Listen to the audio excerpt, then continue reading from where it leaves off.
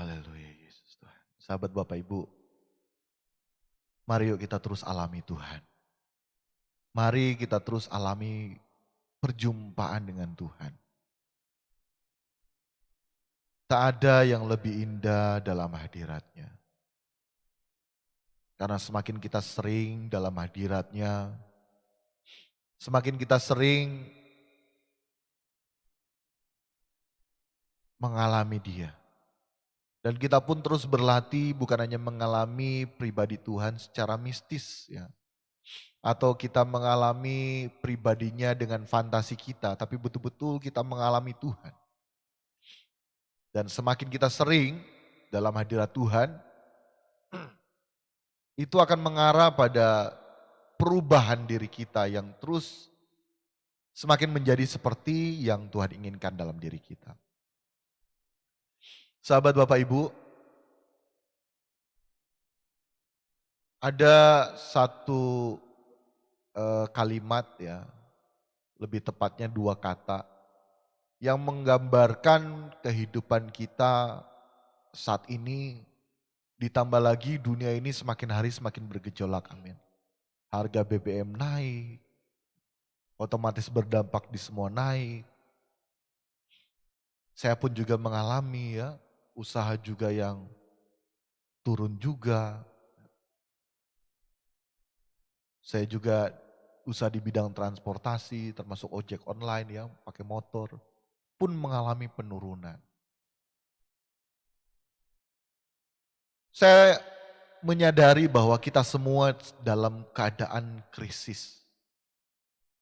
Krisis menghadapi atau melihat dunia ini yang kok semakin kesini semakin susah ya. Semakin kesini semakin berat. Sampai mungkin ada sahabat Bapak Ibu yang mengatakan dua kata ini. Apa itu kata-katanya? Why me? Why me? Kenapa aku? Atau kenapa harus aku? Kenapa aku yang begini? Kenapa yang lainnya tidak? Why me Lord? Why me God? Hal tersebut didasari karena luapan emosi dalam bentuk kata yang diutarakan di hati maupun jeritan hati kita saat kita mengalami peristiwa yang menurut kita sangat berat. Saat kita hancur berantakan, tak ada jalan keluar dan masing-masing kita mengalami hal itu. Why me? Kenapa aku? Kenapa harus aku? Sebenarnya why me ini nanti saya rindu mengarahkan bahwa sebetulnya why me ini bagus. Kenapa aku? Tapi bukan kenapa aku yang kenapa harus aku. Sepertinya lagu, kenapa harus aku yang mengalah? Kenapa harus aku yang selalu tertindas? Kenapa harus aku yang selalu tersakiti? Kenapa harus aku yang mengalami hal ini? Nah mari kita renungkan, why me apa yang pernah kita luapkan ke Tuhan? Why me God? Saya rindu mari kita merubah ya, cara pikir, cara pandang kita sehingga kita bertobat dan menerima berkat ilahi dari Tuhan saat ini, amin. Why me Lord? Sebenarnya why me ini bagus sih sebetulnya. Cuma seringkali ini sudah terlanjur ya, selera dunia, selera jiwa, diri kita, daging kita yang mau untuk dikasih makan. Sehingga setiap kali kita why me itu selalu why me yang negatif. Artinya apa? Belum tentu di saat kita berkata, kenapa aku Tuhan? Kenapa harus aku yang begini Tuhan? Kenapa harus aku yang mengalami ini Tuhan? Kenapa yang lainnya tidak Tuhan? Keluarga mereka kelihatan baik-baik saja.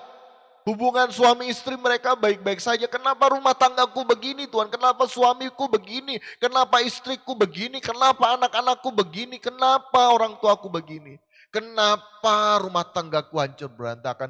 Kenapa ekonomiku seperti ini? Dan banyak kenapa-kenapa lainnya yang selalu berkaitan dengan aku dalam diri kita. Amin. Kenapa? Sahabat Bapak Ibu, saya mau katakan bahwa mari yuk kita merubah sekali lagi cara pikir, cara pandang kita. Agar apa? Agar why me yang negatif bisa menjadi why me yang positif. Maksudnya positif apa? Jadi why me yang positif yaitu kenapa aku belum berkenan di hadapan-Mu ya Tuhan? Kenapa aku sampai saat ini belum serupa dengan Engkau Yesus? Bayangkan sahabat Bapak Ibu, kalau kapanpun hidup kita kan ini seperti uap ya. Kapanpun kita bisa dipanggil pulang. Kalau misalnya saat kita belum berkenan di hadapan Tuhan, saat kita belum dewasa di dalam Tuhan, maka di saat kita pulang, kita tidak layak menjadi mempelai Kristus. Kita tidak layak menjadi perawan suci Tuhan. Kita tidak layak menghadap Tuhan. Dan bayangkan di tatap pengadilan Kristus, kemudian hidup kita belum berkenan di hadapan Dia. Hidup kita belum serupa dengan Yesus. Apa yang kita mau pertanggungjawabkan ke Tuhan? Apa yang mau kita pertanggungjawabkan ke Tuhan? Jadi why me yang negatif mari kita buang. Kita ganti dengan why me, dengan mindset, cara pikir, cara pandang Tuhan. Amin.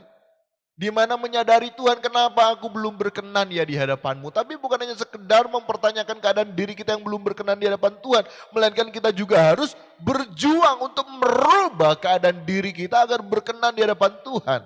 Sahabat Bapak Ibu jemaat Tuhan, kita harus menyadari ya bahwa karya Yesus di kayu salib selesai sudah dikerjakan oleh yang mulia dan agung Tuhan kita Yesus Kristus. Sudah selesai, itu yang Yesus katakan. Sekarang waktunya kita untuk menyelesaikan. Ya, menyelesaikan. Kerjakan keselamatan, selesaikan keselamatan.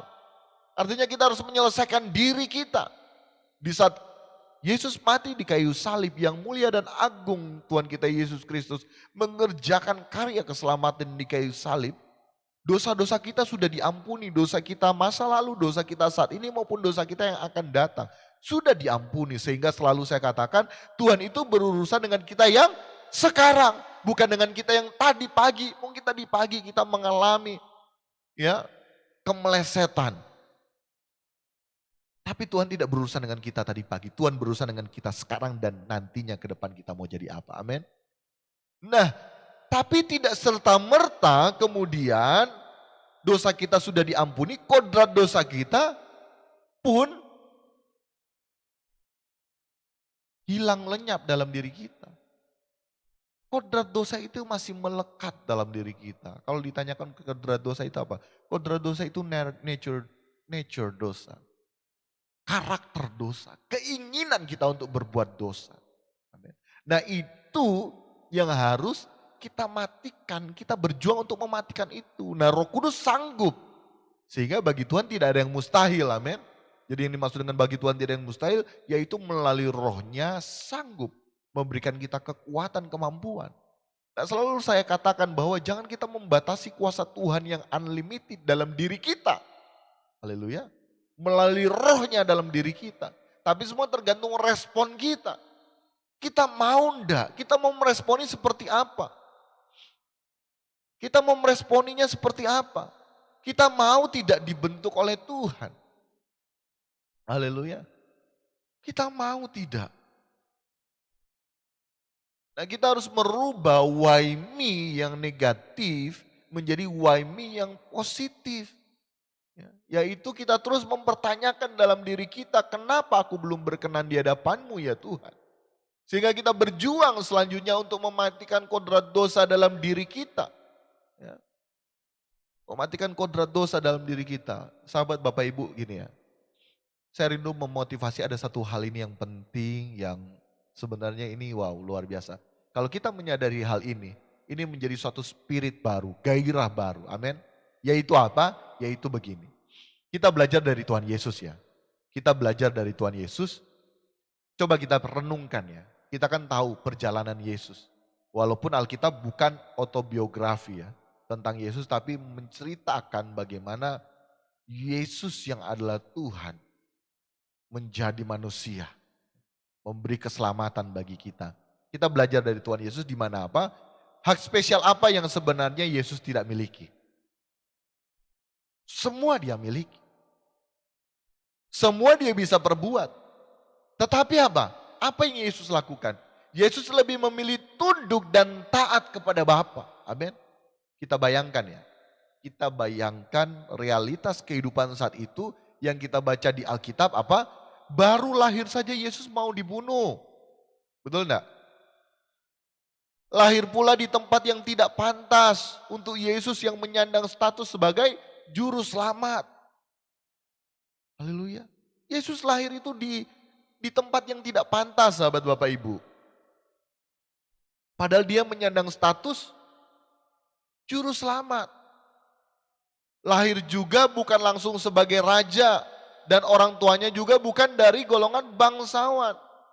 Haleluya. Tidak kaya-kaya amat. Amat saja kaya, tapi Yusuf dan Maria tidak kaya-kaya amat. Hidupnya ke sana ke sini. Ya. Bayangkan, Raja Damai masa lahirnya di tempatnya kurang layak. Lahir juga bukan di golongan yang bangsawan saat itu. Ya. Perjalanan hidup Yesus juga, dia belajar sesuai tradisi Yahudi saat itu. Padahal dia juru selamat, statusnya menyandang status juru selamat. Tapi tidak serta-merta Bapa di sorga membuat segala sesuatu itu nyaman. Nah ini tatanan Allah yang harus kita tahu sahabat Bapak Ibu. Amin. Ini tatanan Allah yang harus kita tahu dan Allah tidak pernah mengingkari tatanannya. Yesus juga belajar sesuai tradisi Yahudi saat itu. Tidak serta-merta secara mistis kemudian mendapat gelar sebagai rabi atau guru. Dia disebut sebagai guru atau rabi, dia mengikuti pendidikan juga sahabat Bapak Ibu.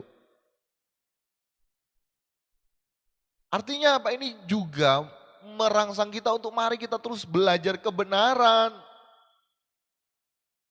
Jangan segala sesuatu itu dengan hal yang mistis. Kita juga harus mengenal Tuhan secara pengetahuan kita tentang Tuhan. Sehingga nantinya kita dapat berbicara dengan Tuhan. Amin.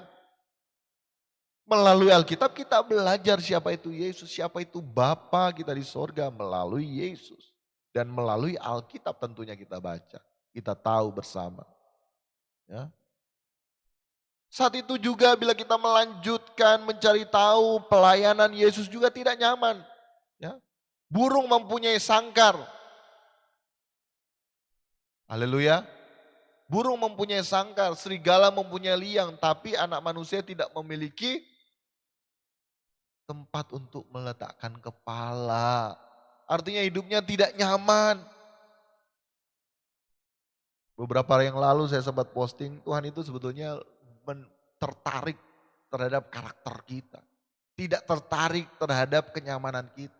Karena dengan kenyamanan kita sebetulnya kita tidak akan bisa seperti Yesus. Kita tidak dapat berkarakter seperti Kristus. Kita belajarlah dari bangsa Israel. Apa yang tidak dirasakan oleh bangsa Israel. Kebesaran Tuhan apa yang tidak dirasakan, tidak dialami oleh bangsa Israel saat itu. Tapi apa karakternya? Waduh dasar ya. Justru itu disebut apa? Bebal. Nah kita belajar dari situ sehingga kita cari Tuhan juga. Jangan karena berkat-berkat lahiriah dan mujizatnya. Sekali lagi berkat yaitu segala sesuatu yang membuat kita semakin dekat, semakin serupa dengan Yesus. Di luar dari itu bukan berkat. Karena begitu banyak materi duniawi justru membuat kita apa? Semakin melekat percintaan dengan dunia ini. Bukan berarti kita tidak boleh kaya, tapi kalau kita kaya kita harus berikan untuk Tuhan semua. Bagi kita cukup makan minum. Justru itu kenapa orang kaya susah, karena apa? Mau enggak? Melalui kekayaannya itu dia memuliakan Tuhan. Ya. Kita seringkali hitung-hitungan dengan Tuhan. Tapi nanti kalau jadi apa-apa selalu why me Lord, why me Lord. Nah, kita harus bertumbuh dewasa di dalam Tuhan. Ya. Jadi sahabat Bapak Ibu, Kalaupun Yesus tertolak, kalaupun Yesus pernah merasakan sakit hati, kalaupun Yesus sudah mengadakan begitu banyak mujizat sebagai tanda bahwa dia adalah juru selamat yang diutus oleh Bapa di surga, tetapi ternyata masih banyak juga orang yang tidak percaya. Bahkan di akhir hidupnya juga orang-orang golongan yang sudah mungkin disembuhkan oleh dia justru berkata salibkan dia. Ya. Kalaupun Yesus yang adalah putra tunggal Allah yang berarti kesayangan Allah, di mana Allah tidak menyayangkan anaknya bagi kita manusia untuk mengalami hal-hal yang bersifatnya tidak nyaman tersebut, tekanan hidup, persoalan hidup, apalagi terhadap kita manusia, yang mana kita adalah manusia juga dikasih oleh Tuhan. Amin. Sehingga kita jadi manusia itu jangan apa? Jangan lebay. Kita memperoleh ganjaran, ajaran semua untuk kepentingan kita agar kita dapat masuk ke rancangan Allah supaya kita dapat dikembalikan kepada rancangan Allah semula. Amin, sahabat Bapak Ibu. Jadi sahabat Bapak Ibu, yuk kita terus berjuang ya. Akhir kata kita terus berjuang. Sehingga kedepannya bukan lagi, why me Lord, kenapa harus aku yang mengalami ini? Kenapa harus aku yang tertekan? Kenapa harus aku yang menderita seperti ini? Kenapa harus aku yang begini dan begitu? Tetapi kita rubah menjadi apa? Why me Lord, kenapa aku belum berkenan di hadapan-Mu? Perkarakan itu terus. Amin. Perkarakan itu terus. Bukannya why me Lord yang negatif, melainkan why me Lord yang positif. Kenapa aku belum berkenan di hadapan-Mu Tuhan? Stoplah kita, why me Lord Tuhan, kenapa aku Tuhan, kenapa harus aku Tuhan, kenapa harus aku terus yang mengalah. Ya bersyukur kalau kita mengalah berarti kita diberi kesempatan untuk dididik Tuhan supaya kita tetap terus dalam kesabaran, kerendahan hati, kelemah lembutan. Ya, jadi orang mau berkata apa, orang mau bilang apa, biarkan itu pandangan mereka. Pandangan kita biarlah terus tertuju kepada Tuhan. Sekali lagi kita mau merubah orang bukan dengan kerasnya kita. Melainkan dengan kelembutan kita yang semakin seperti Yesus. Amin. Haleluya. Kita harus membereskan hati kita.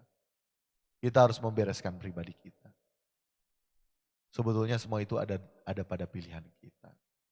Yang melalui renungan malam hari ini dalam doa puasa, ya, why me? Dari yang negatif menjadi positif.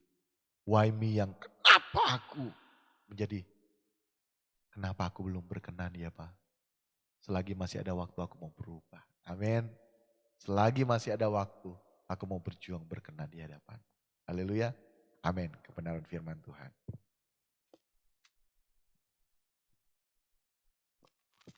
Baiklah kita segera terima berkat Tuhan.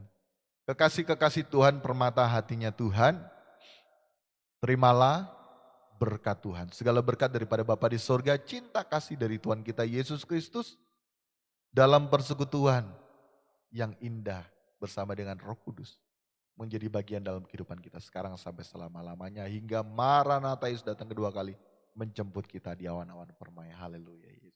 Yang terima berkat Tuhan sama-sama kita katakan, amin. Amin. Puji nama Tuhan, sahabat Bapak Ibu, sampai jumpa. Besok hari ya, ada renungan harian Kristen setiap pagi hari. Kita berjumpa di situ dan hari Sabtu pagi ya, Sabtu pagi jam 5 pagi kita doa pagi. Baru hari Minggu kita ibadah raya ya. Bisa disaksikan secara online dan yang mau datang bisa datang di Perum Lintas Matungkas Blok E nomor 18 ya. Maps-nya itu New Chapter Community. Puji nama Tuhan, sampai jumpa di waktu yang akan datang. Saya mau katakan Tuhan Yesus mengasihi kita semua. Haleluya. Shalom, shalom.